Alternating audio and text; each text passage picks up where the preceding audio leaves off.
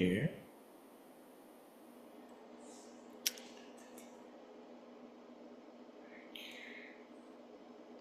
Check up the volume. All right, everyone. Nice to see you. And for you guys listening on YouTube, I'm glad you're listening to some poetry, which is a good thing to do. And if you happen to think of it, give me a little note if you're watching YouTube so I know who's out there.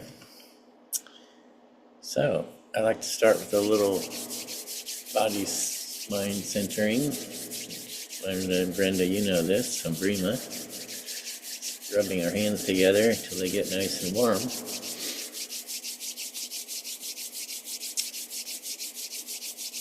Place them right over your eyes.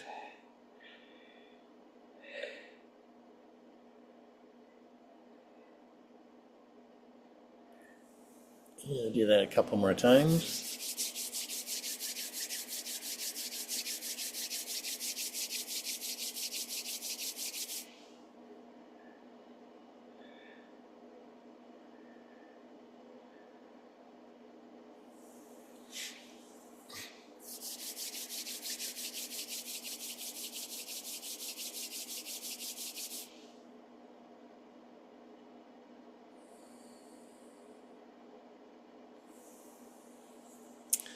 Hey, oh, did I bring my glasses? Uh-oh.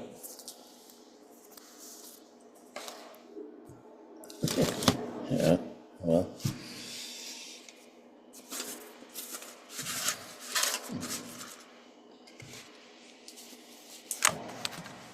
Is that done?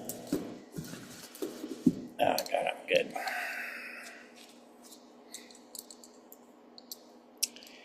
Well, guys, usually I read something I've written the week, but I didn't write anything this week. Nothing was coming up. It was Mercury retrograde, I think, did me in. So, maybe I'll read a little bit from my books, and then we'll read one from Glenda. He sent me one, and then see where we go from there.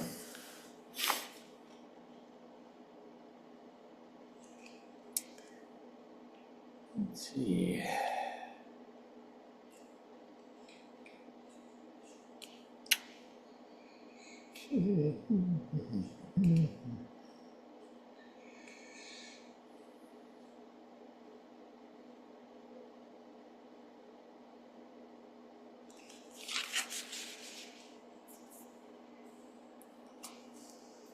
This one is called Sounds.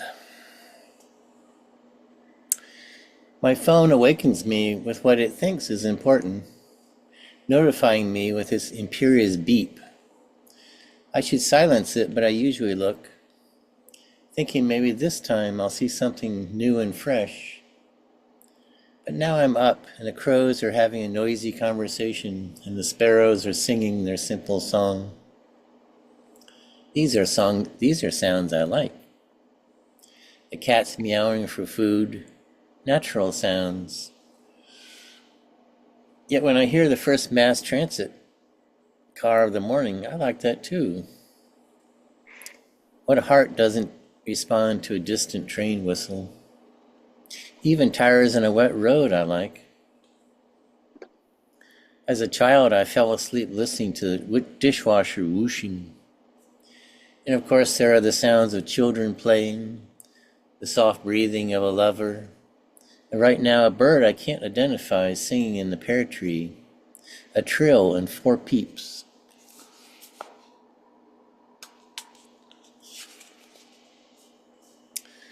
Sounds make us pay attention, and if they bring up feelings of delight or even remorse, it's best not to think too much, just experience wordlessly.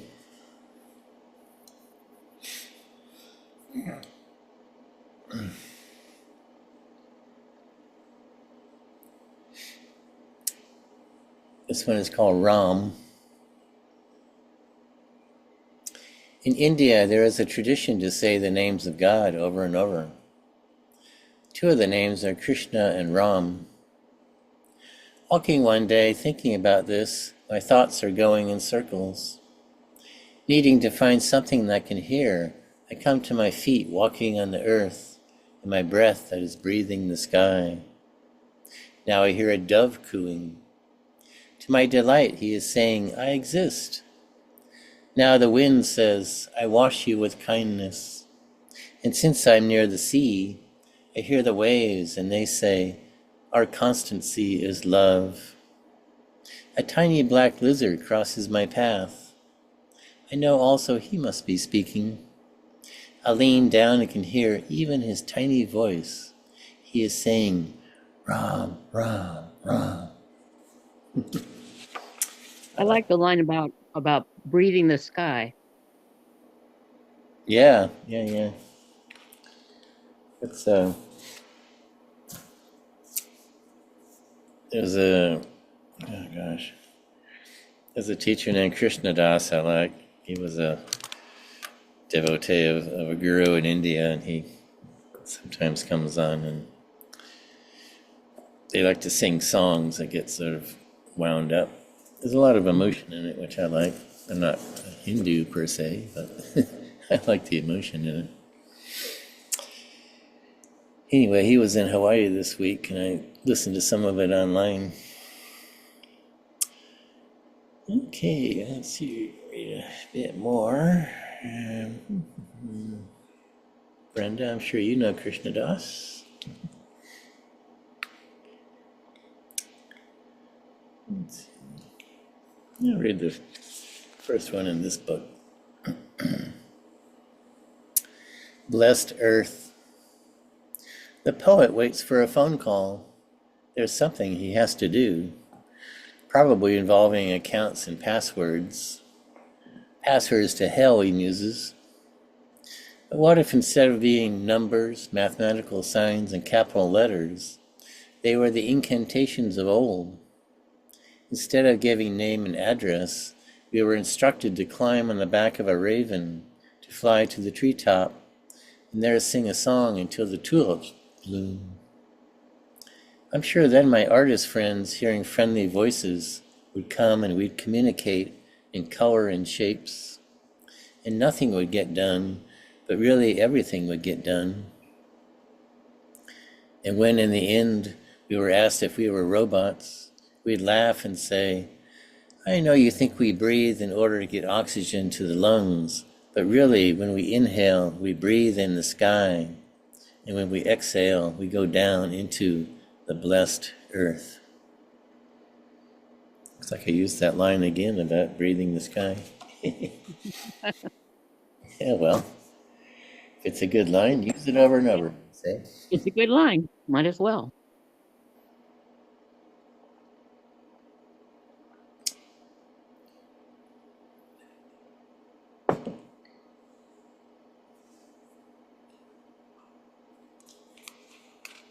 I've been known to use the same line. Yeah, why not?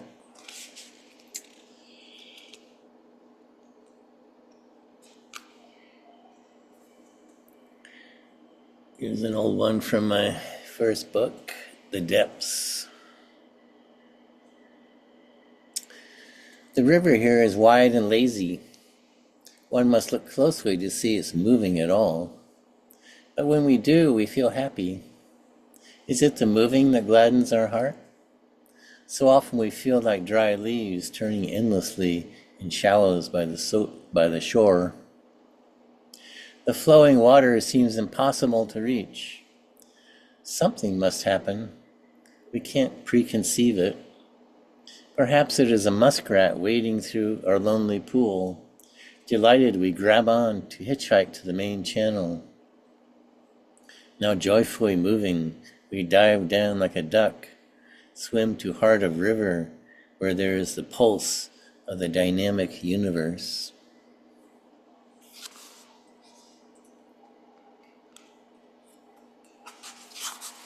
There's another one about the river. I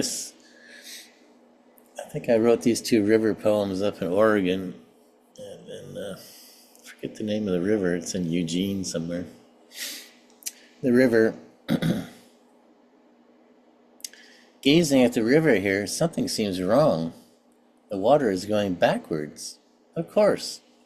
Here at river's end, ocean and river push against each other, mixing with the sea. In a sense, this is the end for this river that began in a crystal clear rivulet in some distant mountain valley.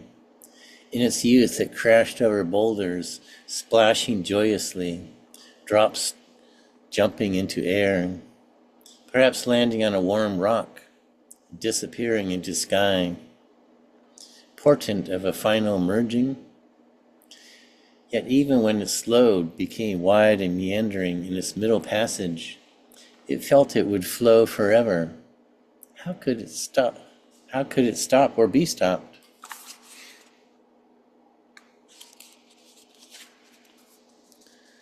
Old now myself, I remember youth's energy, perilous adventures, broken bones.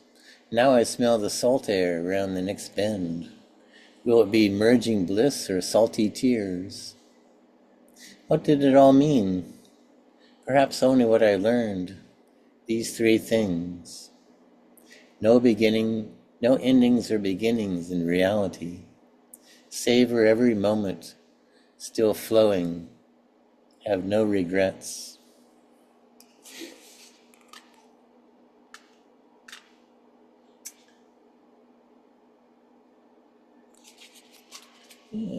This one called The Bee. The long whips of a pear tree grow skyward, yearning for source, creating white flowers to honor sun. Smell of praise attracts bees. Furry angels play in pollen. Fruit grows heavy, bending the branches, in remembrance of beginning and end. Bending down to smell a rose, at last moment I see the bee, sipping nectar covered in sticky yellow. How could I ever believe its little life was separate from mine, from my dreams, from my beginning, my end?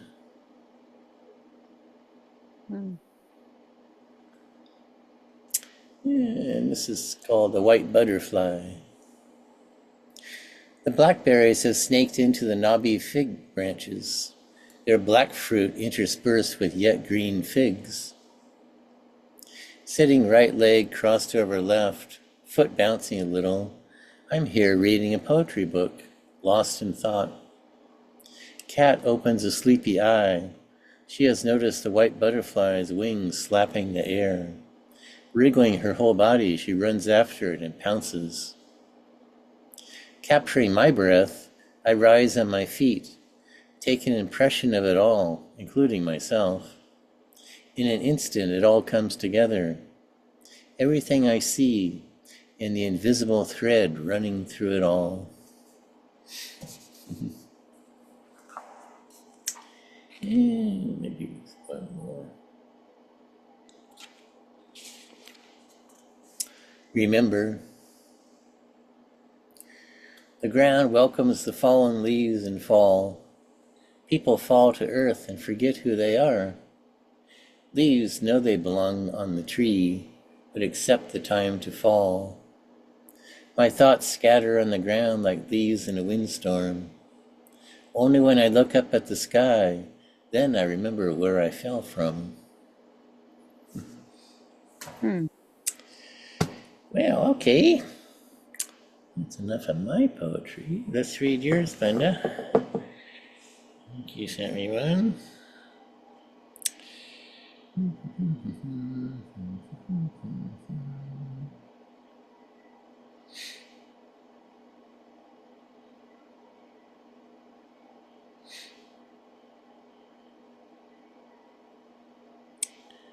Let's see. December 7th.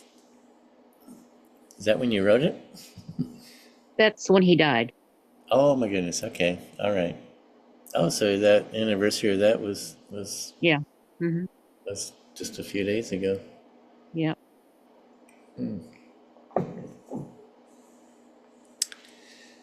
All right. We'll read this in his memory.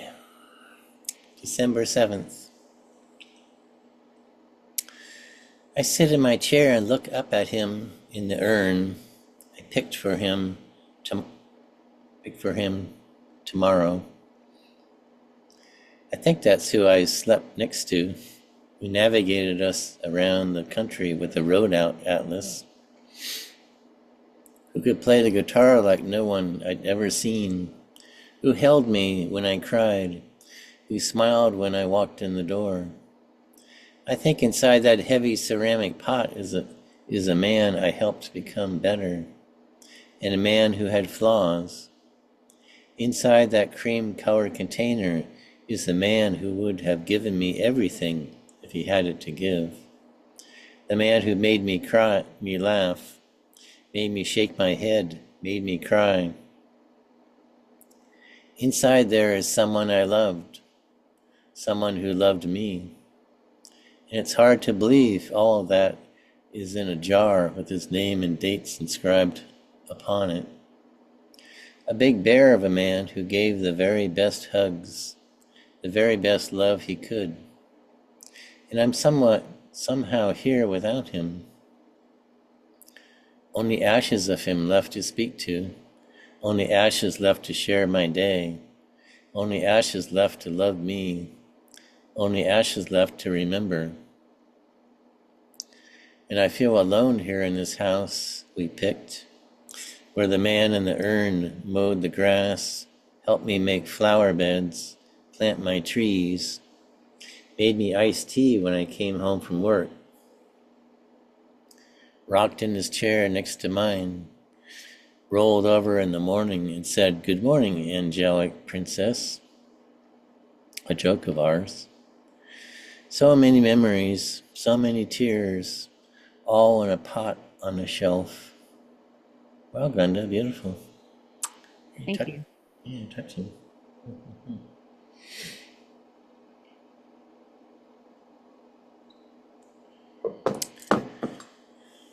Let's see, I didn't pick out anything yet today. Maybe I'll just read at random here. Let's see.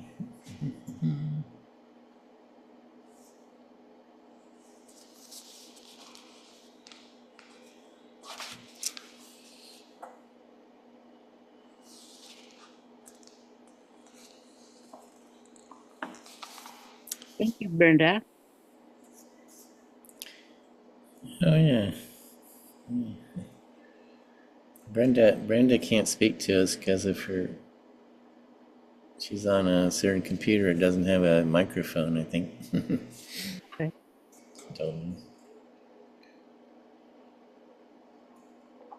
I'm sure Julia will like that poem of yours, Glenda, when she listens to it tonight. So here's a rather famous one from Rainer Maria Rilke. I lived my life in growing orbits which move out over the things of the world. Perhaps I can never achieve the last, but that will be my attempt. I am circling around God, around the ancient tower, and I have been circling for 1,000 years.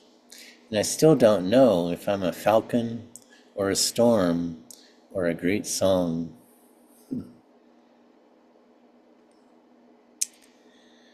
Here's another one by Rilke, A Walk.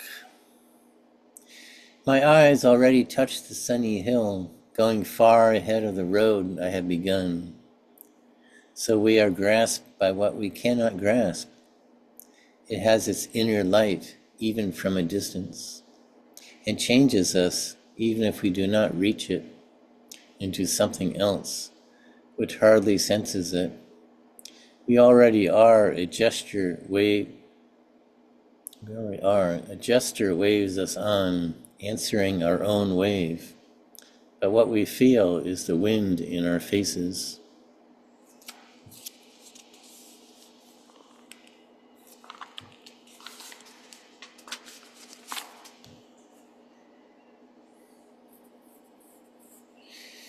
This one by James Wright, Milkweed. While I stood here in the open, lost to myself, I must have looked a long time down the corn rows beyond grass, the small house, white walls, animals lumbering toward the barn. I look down now, it has all changed. Whatever it was I lost, whatever I wept for, was a wild, gentle thing. The dark, small, dark eyes, loving me in secret. It is here, at a touch of my hand. The air fills with delicate creatures from the other world. That's a lot of images. Let's see. Oh, it's funny when they got one from Bob Dylan. I'll have to read that. I hear there's going to be a new movie about him. I hope it's good.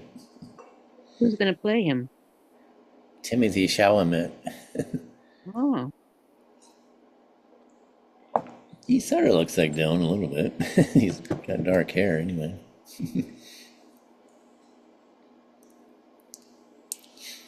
I think the last time I saw him, he was in the Dune movie.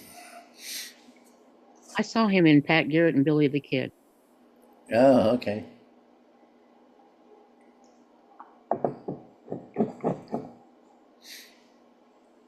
I wonder if he's going to sing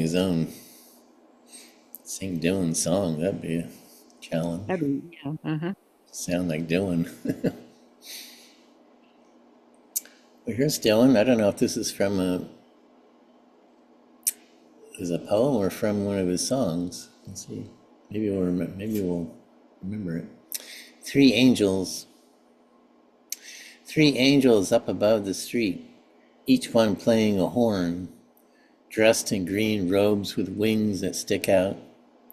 They've been there since Christmas morn. The wildest cat from Montana passes by in a flash. Then a lady in a bright orange dress. One U-Haul trailer, a truck with no wheels.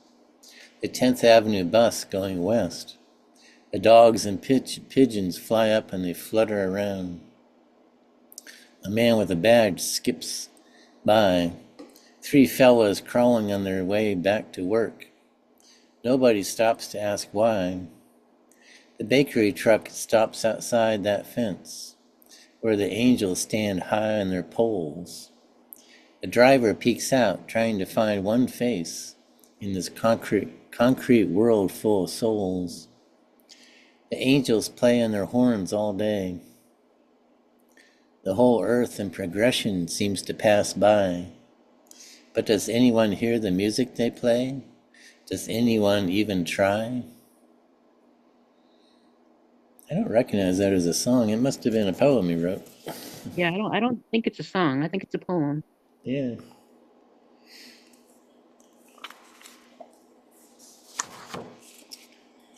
Let's see. Here's one by Rolf Jacobson. I think it was Swedish.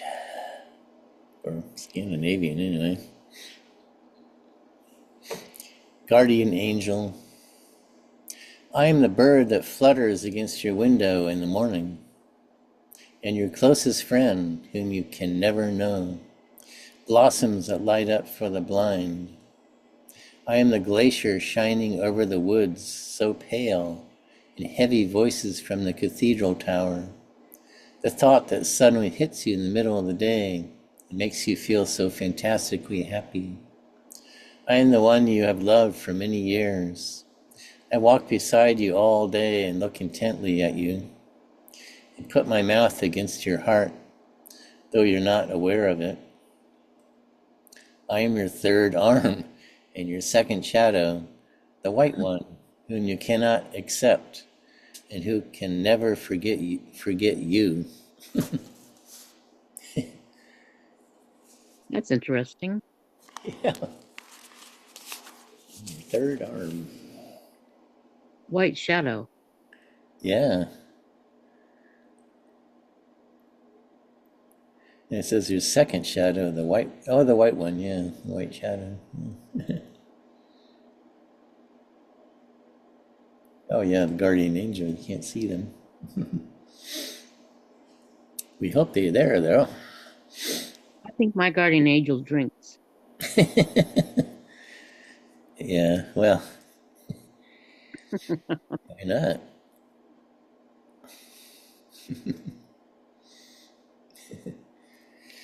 Yeah, let's just keep going here on this book. This is by Michael Blumenthal. I don't really know, but Let's see what it says. A man lost by a river. There is a voice inside the body. There is a voice and a music, a throbbing four-chambered pair that wants to be heard. It sits alone by the river with his mandolin in its torn coat and sings for whomever will listen. A song that no one wants to hear, but sometimes lost on his way to something somewhere significant. A man with a long coat, carrying a briefcase, wanders into the forest. He hears the voice in the mandolin and sees the thrush and the dandelion. He feels the mist rise over the river, and his life is never the same. For this having been lost, for having strayed from the path of his routine, for no good reason. Right?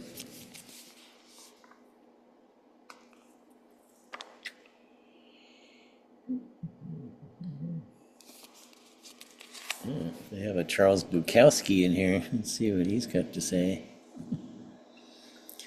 The secret. Don't worry. I think that's how he used to talk, right? Don't worry. Nobody has a beautiful lady. Not really. Nobody has a strange and hidden power. Nobody is exceptional or wonderful or magic. They only seem to be.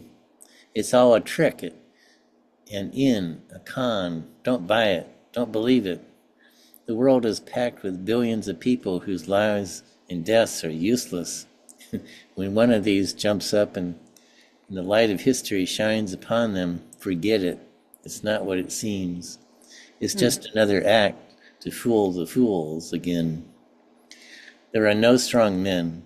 There are no beautiful women. At least you can die knowing this, and you will have the only possible victory. That sounds like Bukowski. Yeah.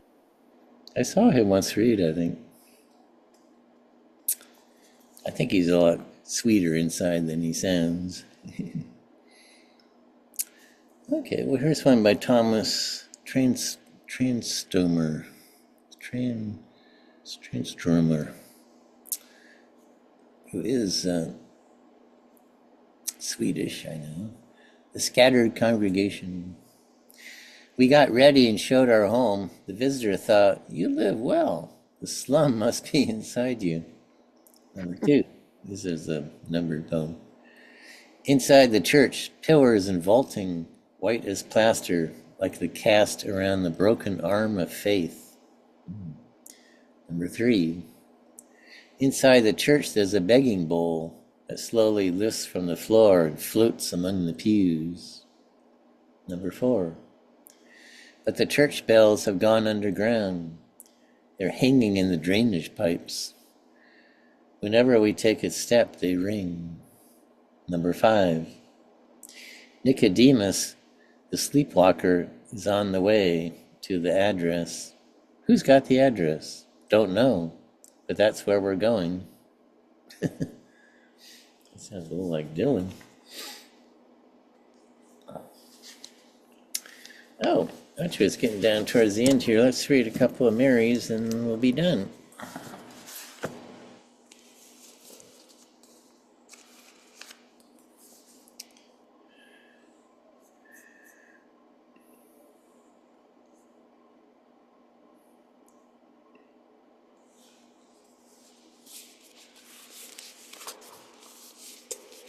Let's see, what have I been...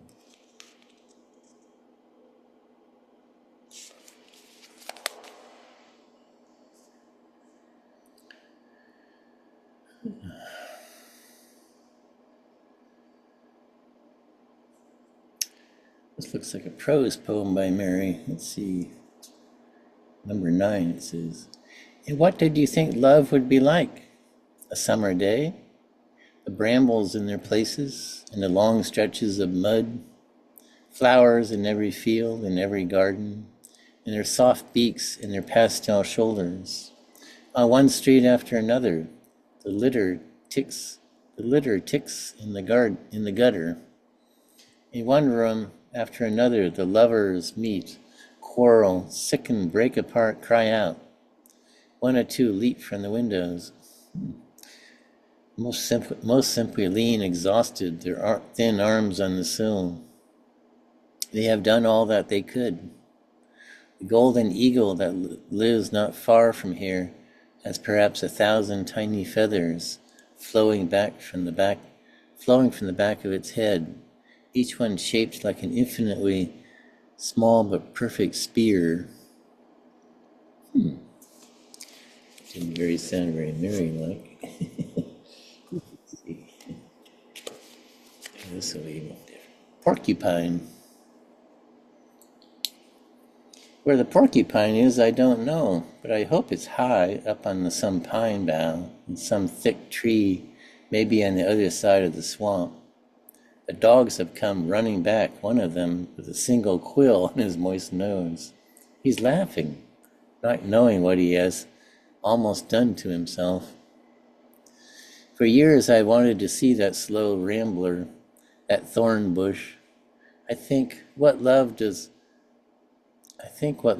to us is a Gordian knot. It's that complicated. I hug the dogs in their good luck and put on their leashes. So dazzling she must be, a plump, dark lady wearing a gown of nails, white teeth tearing the skin from the thick tree.